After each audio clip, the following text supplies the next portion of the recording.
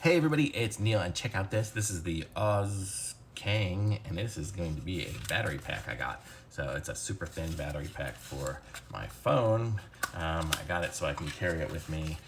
It's not the highest battery power, but it is 5,000, which is really sweet. So I'll show you what I'm talking about here. So this is it. So look how thin this sucker is. It's like that, so super thin. And look what else it has. It has a built-in lightning connector.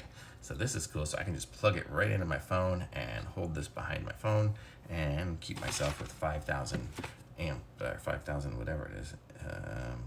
Milliamp hour, I think is it. So it probably won't charge my phone completely from 0 to all the way full, but it should get it pretty close. And you can push a little button here on the side so you can see I've got 4 dots. So it actually came charged. Nice. And let's see what else came in the box here. So here in the box we have a wire. So we have a USB to USB-C. So that'll be how we can charge it right there. But I think you probably could also plug in a USB-C one. So if I wanted to charge this and charge my watch or something, I have a USB-C outlet for that. So very cool. I think, or it might just be in only.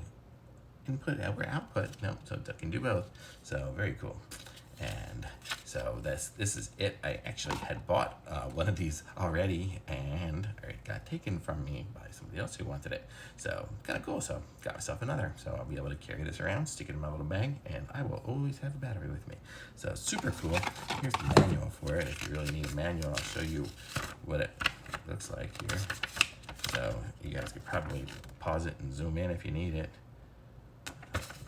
Well, that's in Chinese. If you're watching it in Chinese, here's the English version. So just basically gives you information about it, but super easy, super cool. I like it. So thumbs up for me, and it's the WT-H362, and it was by Auskang. So good. Thumbs up for me. Links in the description. Like this video, subscribe to my channel, and I'll be back with some more reviews soon.